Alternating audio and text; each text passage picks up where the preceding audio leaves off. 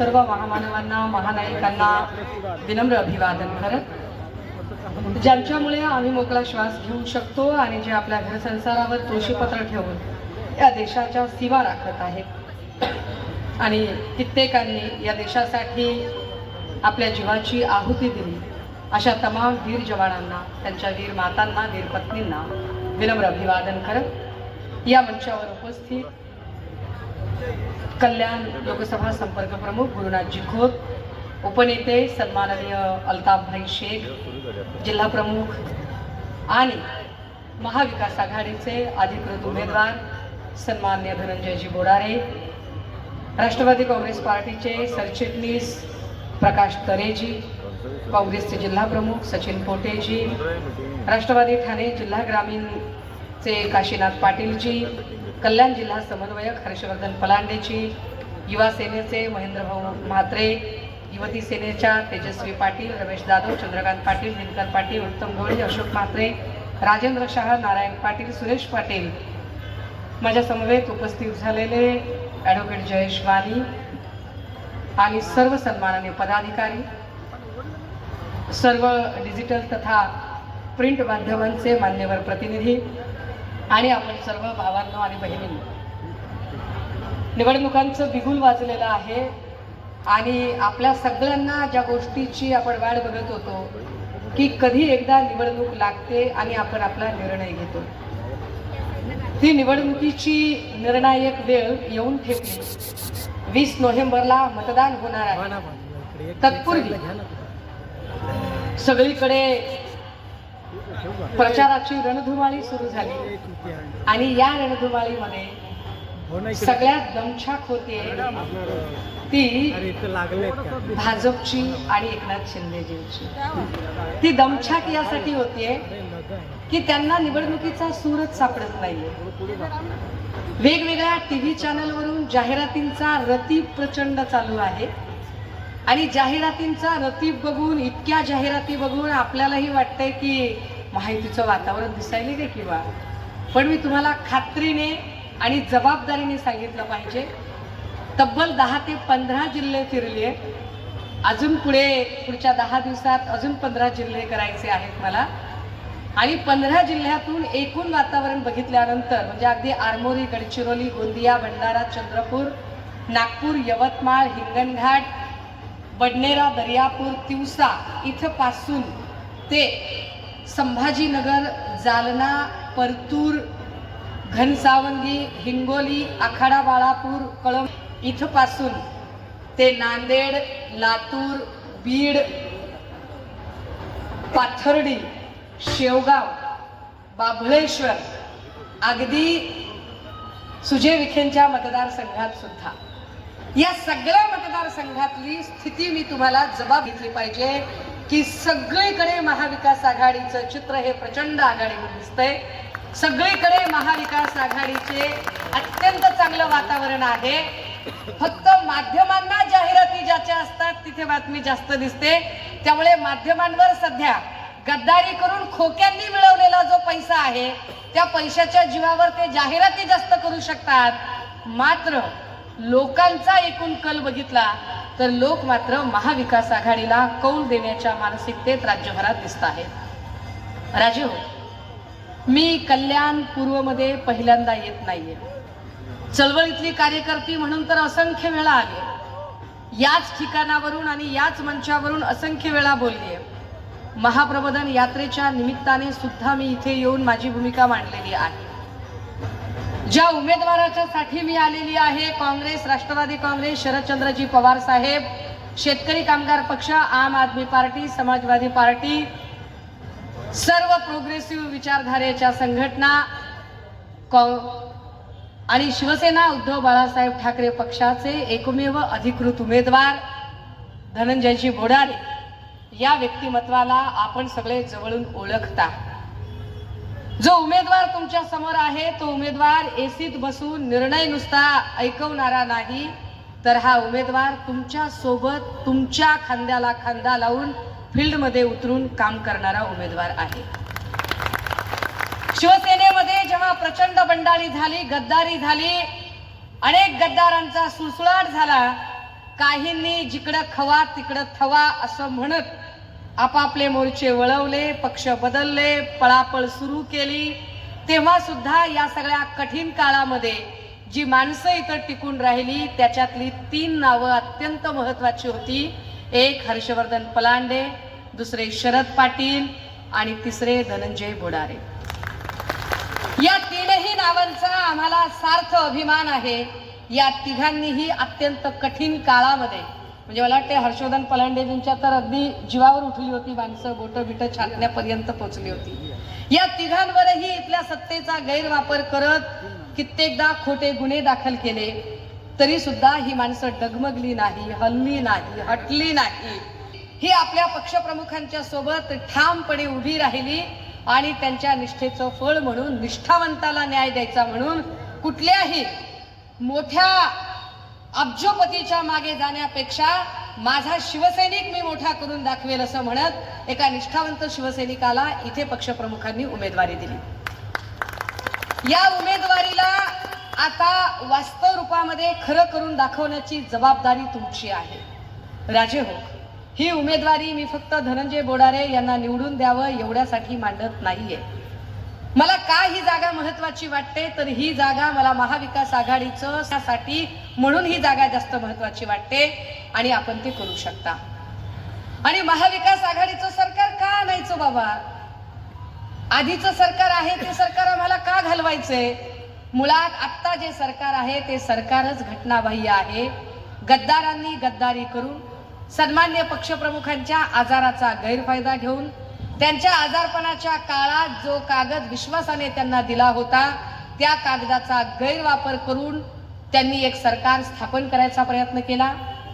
ज्या राष्ट्रवादी सोबत आमचा संबंध नाही, राष्ट्रवादी सोबत गेलात म्हणून आम्ही दुखावलो असं म्हणत होते, त्याच राष्ट्रवादीतल्या अजित पवारांच्या सोबत यांनी लव्ह मॅरेज करायचं ठरवलं. ज्या ज्या लोकांना यांनी नावं ठेवली होती त्या त्या लोकांच्या नाकदुऱ्या काढत ते उभे राहिले.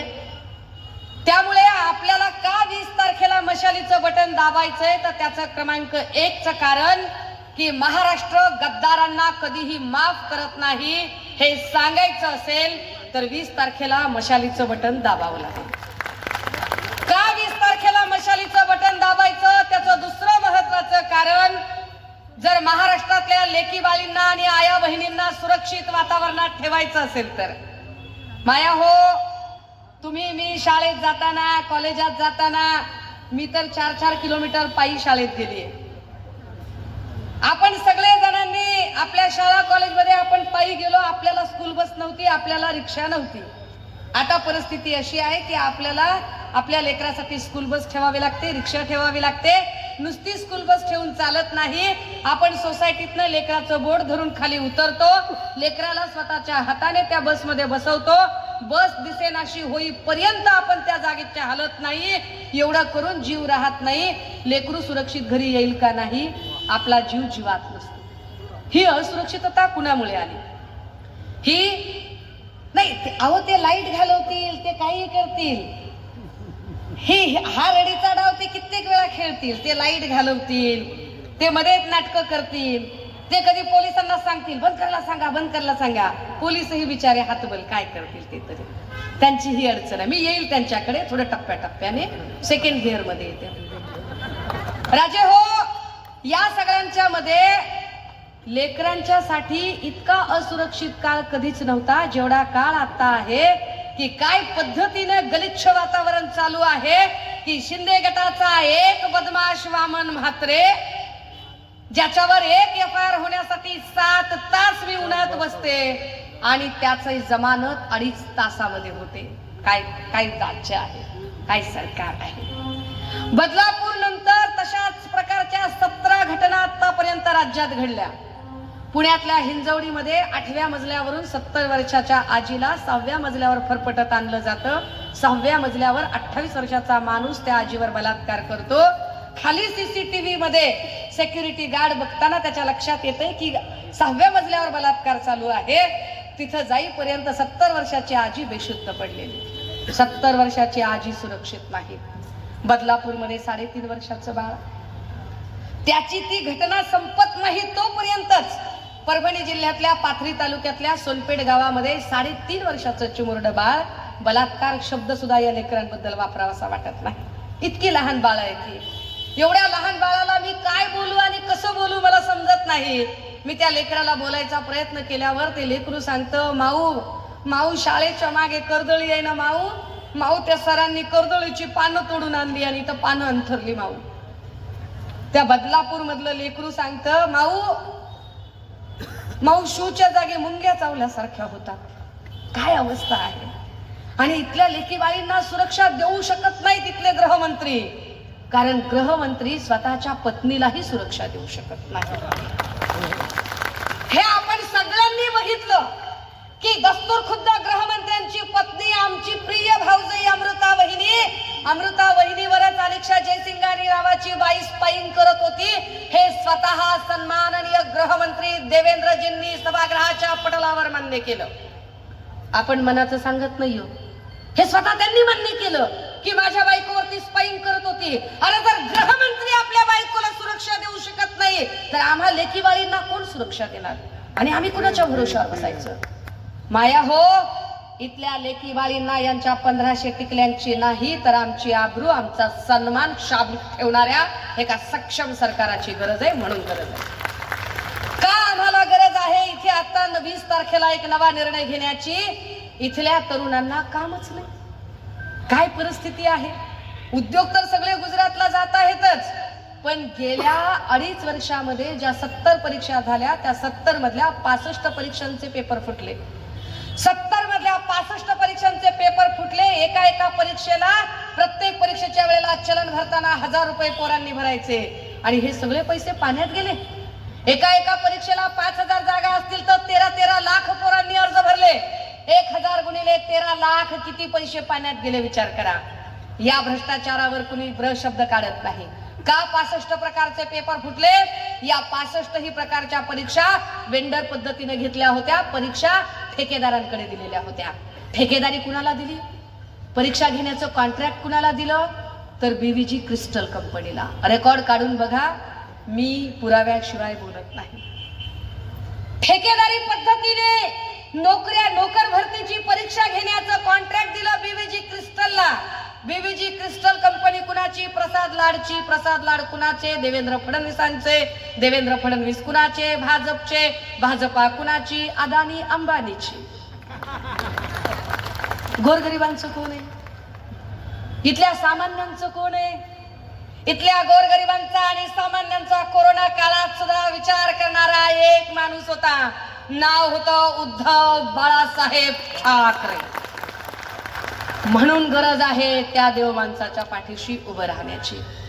का गरज आहे इथे की आम्हाला 20 तारखेला हा निर्णय घ्यायचा आहे. तो निर्णय घ्यायचा या राज्यातली लॉ अँड ऑर्डरची विस्कटलेली घडी पुन्हा बसवण्यासाठी. काय लॉ अँड ऑर्डर राज्यात शिल्लक आहे.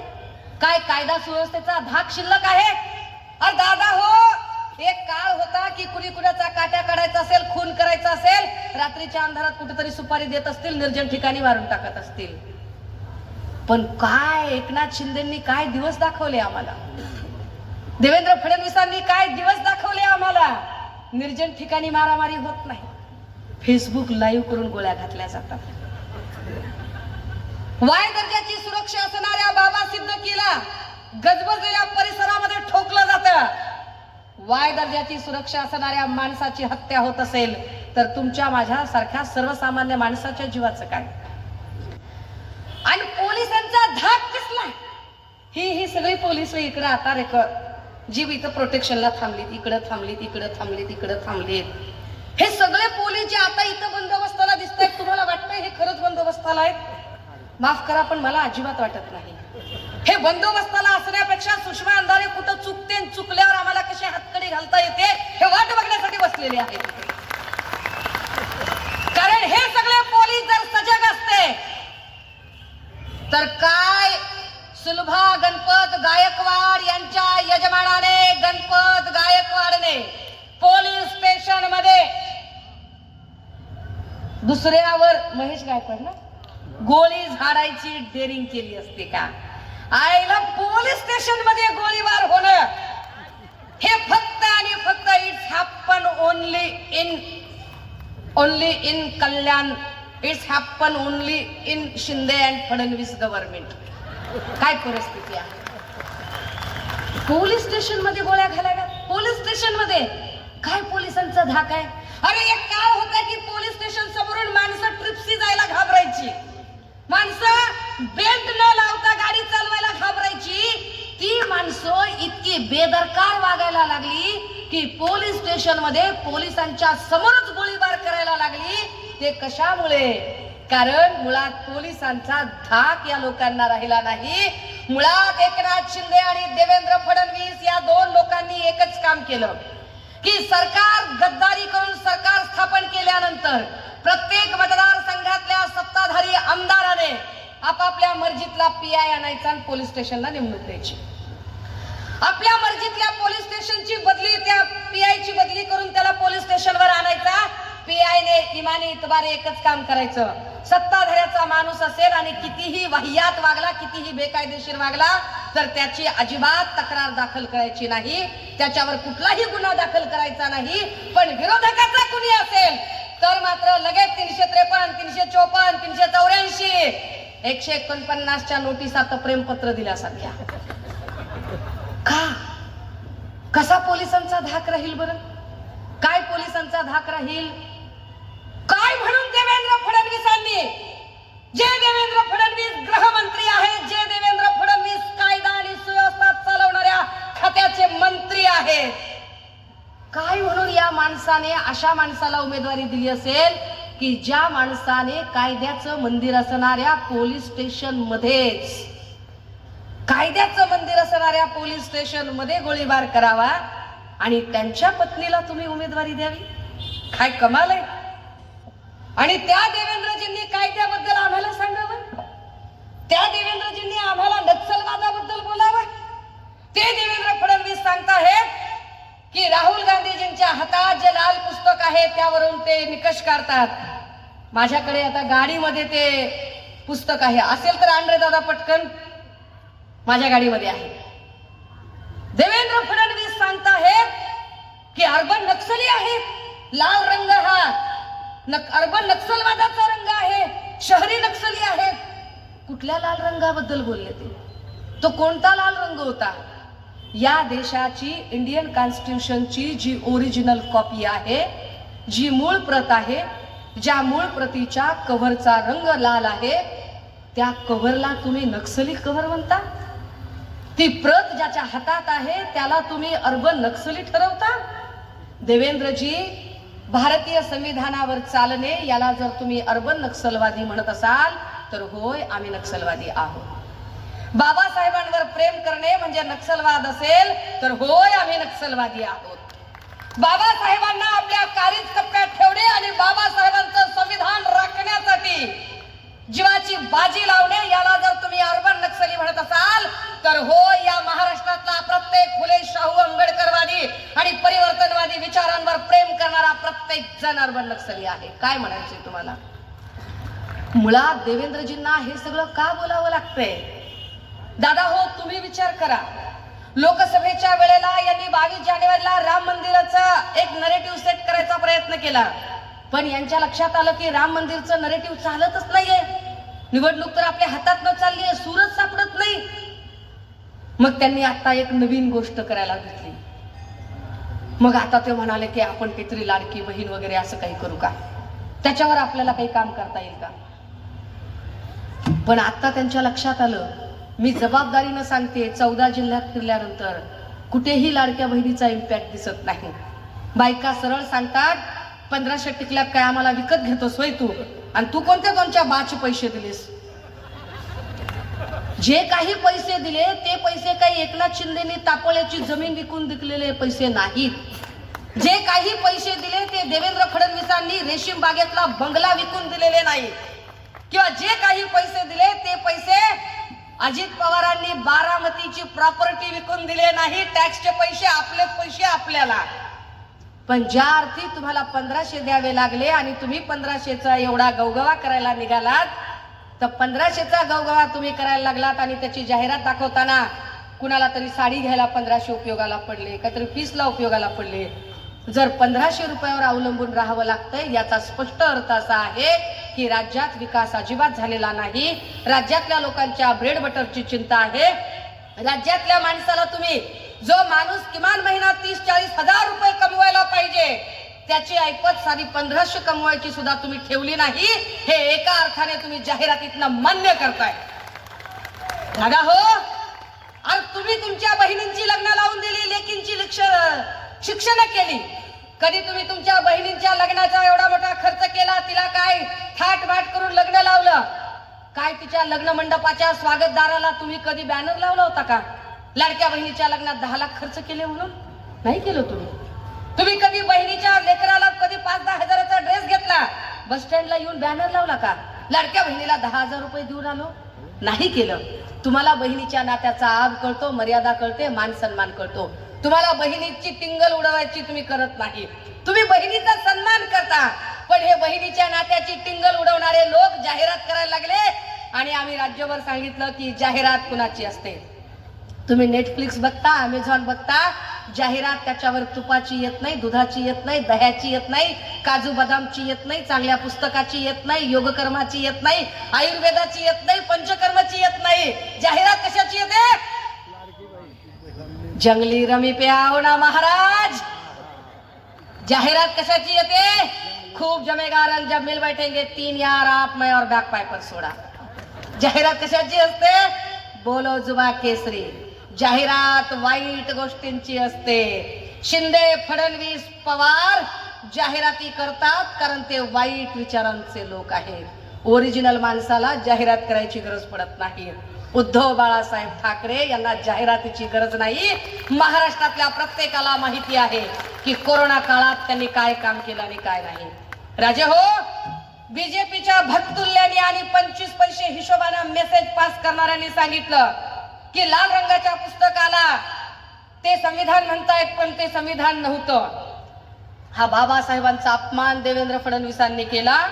माझ्या हातात जी प्रत आहे, ही प्रत आहे भारतीय संविधानाची.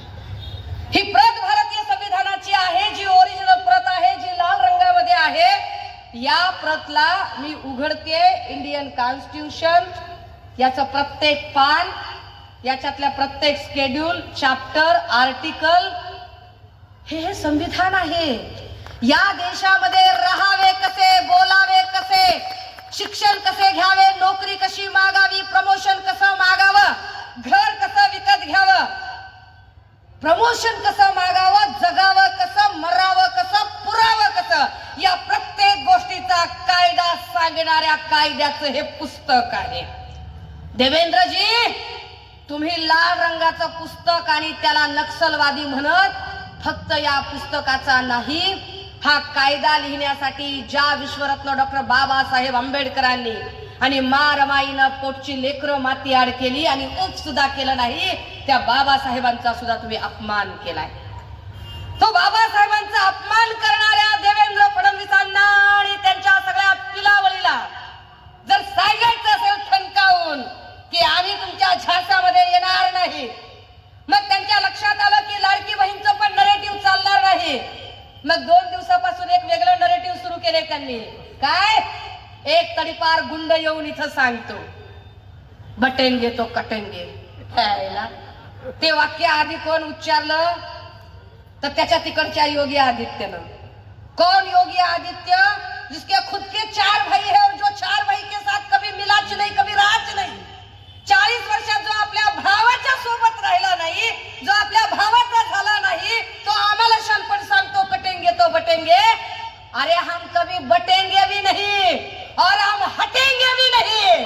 हम डटेंगे, हम लड़ेंगे, हम जीतेंगे और शान से जीतेंगे. ते आम्हाला सांगतात कटेंगे तो बटेंगे. अरे जाती जाती भिंती उभ्या केल्या त्या भाजपच्या नुपूर शर्माने, नितेश राणेने, निलेश राणेने, रवी राणा आणि त्या नवनीत राणांनी जातीपातीच्या भिंती उभ्या केल्या. त्या भाजपच्या पिलावळींनी जातीपातीच्या भिंती कधीही उद्धव साहेबांनी नाही उभ्या केल्या. उलट उद्धव साहेब म्हणाले की शेंडी जाणव्याचं हिंदुत्व माझं हिंदुत्व नाहीये. माझं हिंदुत्व म्हणजे हाताला काम आणि तोंडात राम हे आमचं हिंदुत्व असेल. गोरगरिबांची जातीपातीच्या नावावर कुणा तर गोरगरिबांच्या चुली पेटवणारं आमचं हिंदुत्व असेल. नम करून डोळ्याला पाणी लावणारं हिंदुत्व नाही, तर डोळ्यातलं पाणी पुसणारं हिंदुत्व आमचं हिंदुत्व असेल. इतकी सर्वसमावेशक सगळ्यांना सोबत घेऊन जायची व्याख्या ती उद्धव साहेबांनी सांगितली. परंतु भाजपला निवडणुकीचा सूर अजूनही सापडत नाही. ते अजूनही त्यांच्या नरेटिव्ह मध्ये अडकलेले आहेत. ते विकासावर बोलत नाहीत, ते रोजगाराच्या संधीवर बोलत नाहीत, ते कायदा सुव्यवस्थेवर बोलत नाहीत.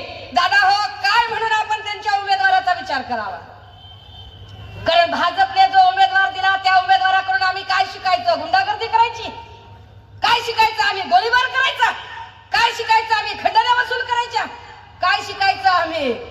की तुम्ही तुमच्या कमिशन आणि एजंटसाठी एकमेकांना गोळ्या घालता? तुम्ही लोकांच्या विकासावर काय बोलणार? तुम्ही लोकांच्या प्रश्नांवर काय बोलणार? लोकांचे प्रश्न मांडायचे असतील, लोकांबद्दल बोलायचं असेल तर तिथं एकच माणूस चालू शकेल, नाव असेल धनंजय बोडारे. आणि म्हणून येणाऱ्या 20 तारखेला आपण सगळ्यांनी एकत्रितपणे हा निर्णय घेणं गरजेचं आहे. दादा हो, माझ्यासारखी चळवळीतली पोरगी, खूप लोक म्हणाले की ताई तुम्ही निवडणुकीला का उभे राहिला नाहीत? काही लोक म्हणाले की सुषमा अंधारेंचं तिकीट वगैरे कापलं का? मी आपल्याला जबाबदारीनं सांगितलं पाहिजे की महाराष्ट्रात कुठल्याही मतदारसंघात मी उमेदवारी मागितली असती तर मला उमेदवारी मिळाली असती. मी स्वतःहून पक्षप्रमुखांना सांगितलं की मला कुठलीही उमेदवारी नको आहे, मी कुठल्याही पदासाठी इथं आले नाही, मी फक्त आणि फक्त बाबासाहेबांचं संविधान वाचवण्यासाठी आणि संविधानवादी विचारधारा जगवण्यासाठी आलेली आहे. त्यामुळे ही माझी जबाबदारी असेल की मी राज्यभर फिरलं पाहिजे आणि राज्यातला एक एक उमेदवार निवडून आणून दिला पाहिजे. त्यामुळे धनंजय बोडारेंसारखे जे सर्वसामान्य शिवसैनिकांच्या पासून सुरू झालेले उमेदवार आहेत, अशा उमेदवारांना आम्ही पुढे आणलं पाहिजे. काही लोक म्हणाले की अहो एवढ्या मोठ्या हत्तीचं मस्तक असणारा, एवढे पैसे असणारा माणूस, त्याच्यासमोर बोडारे टिकतील का? त्यांच्याकडे धनशक्ती असेल तर आमच्याकडे जनशक्ती आहे. त्यांच्याकडे गद्दारी असेल तर आमच्याकडे खुद्दारी आहे. ते दीवार पिक्चर मधला डायलॉग आहे की नाही, मेरे पास बंगला है, मेरे पास गाड़ी है, मेरे पास सब कुछ है, तुम्हारे पास क्या है? तसे भाजप वाले आम्हाला विचारतात, देखो गोली मारने के बावजूद मुझे टिकट मिला, मेरे पास देवेंद्र फडणवीस है, मेरे पास ईडी है, मेरे पास सीबीआई है, मेरे पास अक्खा पुलिस का स्टाफ है जो मैंने गोली दागने के बावजूद भी मेरे लिए काम कर रहा है, मेरा प्रोटेक्शन कर रहा है, घूम रहा है मेरे पीछे. तुम्हारे पास क्या है? आम्ही ठामपणे सांगतोय, हमारे साथ ईमान है, हमारे साथ जनता है. त्या सगळ्या मायबाप जनतेला दोन्ही हात तिसरं मस्तक जोडून एवढीच विनंती असेल, दादा हो, आम्ही खात्री देतो, आम्ही विश्वास देतो की हा विजयाचा शंखनाद 23 तारखेला घुमला पाहिजे, जागला पाहिजे. दादा किती नंबरचं बटन आपलं? 1 नंबरचा माणूस 2 नंबरचे धंदे करणाऱ्या लोकांच्या विरोधात उभा आहे. 1 नंबरचा माणूस 1 नंबरचं बटन दाबायचंय, दणक्यात बटन दाबायचं आणि 23 तारखेला तुमच्या सोबत याच मैदानावर विजयाचा गुलाल उधळायला मी सोबत असेल. थांबते पुनश्च एकदा. आपलं चिन्ह काय? आपलं चिन्ह काय? लढणार आणि भिडणार, महाराष्ट्रात फक्त मशाल पेटणार. थांबते, रजा घेते. जय हिंद, जय महाराष्ट्र. आज या ठिकाणी इंडिया महाविकास आघाडीचे उमेदवार धनंजयजी बोडारे साहेब यांच्या जाहीरनामा विनंती करतो सुषमाताई यांना की त्यांनी या जाहीरनाम्याची